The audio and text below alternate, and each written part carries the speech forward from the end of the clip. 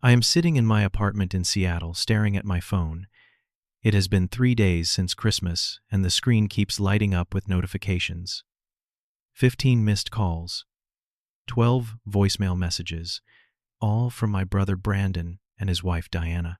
3 days ago, they called me a waste of space in front of their entire family. They said I had no real life because I did not have a wife or kids. They humiliated me at Christmas dinner, and now they cannot stop calling me. Their voices on those messages sound desperate, panicked, broken. Part of me wants to know what happened. The other part wants to throw this phone out the window. Before I tell you how my own family tried to drain me dry and then came crawling back, let me know where you are watching from. Hit that like button and subscribe, because what happened next will show you exactly why blood does not always mean loyalty. Now, let me take you back to where it all started. My name is Kevin. I am 32 years old. I work as a software engineer here in Seattle, and honestly, I love my life. I have a decent apartment with a view of the water, a job that pays well, and good friends I can count on. Sure, I am single. Sure, I do not have kids. But I never saw that as a problem until my family started treating it like some kind of character flaw. My brother Brandon is 5 years older than me. He lives in Portland with his wife Diana and their 2 kids, Sophia, who is 8, and Max, who is 5. I love those kids more than anything. Every time I visit, I bring them presents. We play video games together. I teach Max how to build things with blocks. Sophia tells me about her school projects. Being their uncle is one of the best parts of my life. Brandon and I used to be close. Really close. When our parents died in a car accident 13 years ago, I was only 19. Brandon was 24. He had just gotten married to Diana. I was lost, grieving, barely able to function. Brandon stepped up. He helped me get through college. He let me stay with him and Diana for a few months when I could not afford rent. He was there for me. I never forgot that. Maybe that is why it took me so long to see what was really happening. About 6 months before this Christmas, things started to change. Diana would make little comments whenever we got together. She would look at my clothes and say things like, "Well, it must be nice to shop wherever you want," or she would mention how stressed they were about bills, then glance at me like I was supposed to offer money right there. Brandon started doing it too, but more subtly. He would talk about how hard it was to provide for a family, how much pressure he felt, how I was lucky to only have to worry about myself. At first, I brushed it off. I figured they were just stressed. Raising 2 kids is expensive. Brandon owns an auto repair shop, and I know small businesses can struggle. I wanted to be supportive. I wanted to be the brother who showed up when family needed help. Then came Thanksgiving, about a month before Christmas. We were all sitting around the table at Brandon's house.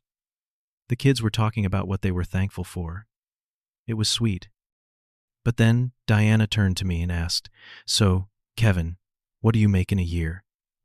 Just straight up asked me about my salary. At the dinner table, in front of everyone. I felt my face get hot. I said something vague like, "Enough to live comfortably." I did not want to give her a number. It felt invasive. Personal. She smiled, but it did not reach her eyes. She said, "Must be nice to have all that money just for yourself." Brandon did not say anything. He just kept eating. That was the moment I started to feel uneasy. That was the moment I should have set boundaries. But I did not. 2 weeks before Christmas, Brandon called me. He sounded stressed. He said his business was having cash flow problems. He needed to pay a supplier, and the payment was due immediately. He asked if I could lend him $15,000. $15,000. That is not a small amount. I asked him what was going on with the business. He said he had lost a few big clients, and things were tight, but he would bounce back. He promised he would pay me back within 6 months. I wanted to help. This was my brother, the person who had helped me when I had nothing. I said yes, but I also said I wanted some kind of documentation. A promissory note. Something in writing. Brandon got quiet. Then he said, "You do not trust your own brother." His voice had this edge to it, like I had insulted him by asking for proof. I backed down. I said, "No, of course I trust you. I will transfer the money. You can get me the paperwork later." He thanked me. He said he would take care of it. I transferred $15,000 that same day. I never got a promissory note. I never even got a text confirming he would pay me back. Christmas came. I was actually looking forward to it despite everything. I told myself that maybe the tension at Thanksgiving had just been holiday stress. Maybe things would be better now.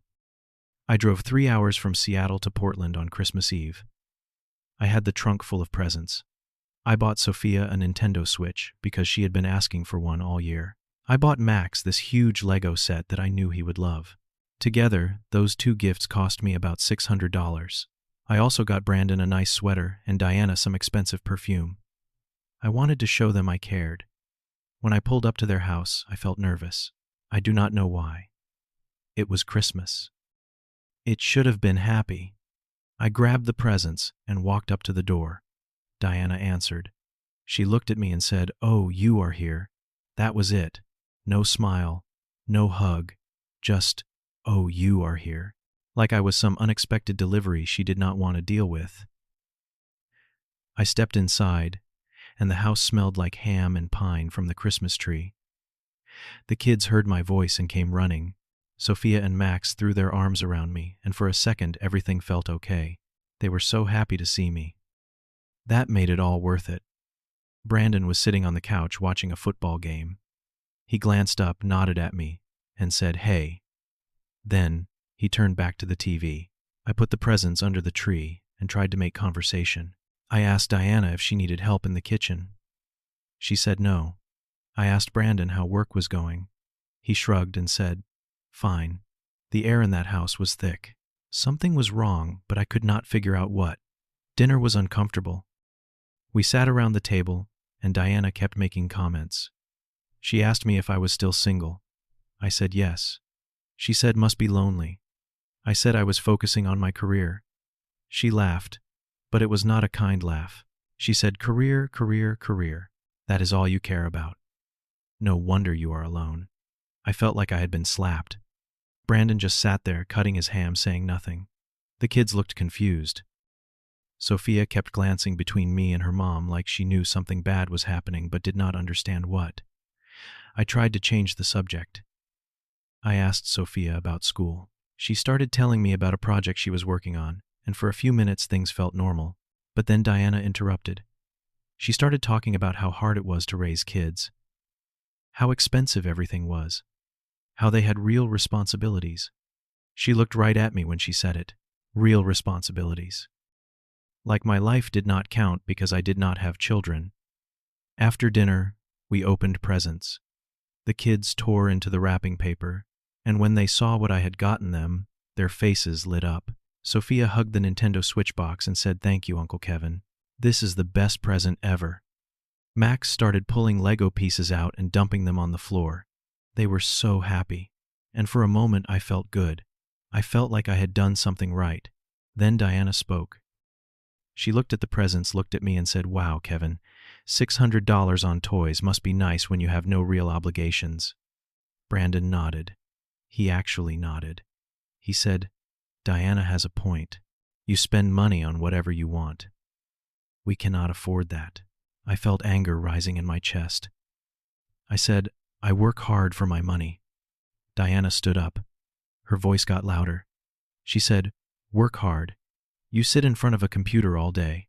Try raising 2 kids. Try keeping a business afloat. Try living a real life." And then she said it, the words that broke something inside me. She said, "You are a waste of space, Kevin. No wife, no kids, no real life. Just money you do not even know how to use." The room went silent. The kids stopped playing. Sophia looked like she was about to cry. Brandon did not say a word. He did not defend me. He did not tell his wife she was out of line. He just sat there. I felt like someone had stabbed me in the heart and twisted the knife. I stood up. My hands were shaking. I grabbed my coat from the back of the chair. Diana said, "Where are you going? We have not had dessert yet." Her voice was calm, like she had not just destroyed me. I looked at her and said, "I am leaving. Thank you for making it clear where I stand." Sophia started crying. She ran over to me and grabbed my arm. She said, "Uncle Kevin, please do not go." I knelt down and hugged her. I told her I loved her. I told Max I loved him too. I said, "This is not about you two. This is about grown-up stuff. Then I looked at Brandon. I said, you let her say that to me. You sat there and let her call me a waste of space. He stood up and said, you are being dramatic. Sit down. We can talk about this. I said no. I am done being treated like an ATM. And I left. The drive back to Seattle was the longest 3 hours of my life. I cried. I am not ashamed to say it. I cried because the people I loved most in this world had used me and then humiliated me. I cried because my brother, the person who had once protected me, had let his wife tear me apart. I cried because I felt so incredibly alone. When I got home, I did not sleep. I just sat on my couch, staring at the city lights outside my window. I kept replaying the night in my head. Every word Diana said, every moment, Brandon stayed silent. I felt stupid for giving them that $15,000. I felt stupid for thinking they actually cared about me. The next 3 days were quiet. December 26th, December 27th, December 28th. I did not hear from Brandon or Diana. Not a single text. Not a single call. Part of me was relieved. Part of me was hurt that they did not even try to apologize. I spent those days trying to put myself back together. I went for long walks. I called a couple of friends and told them what happened.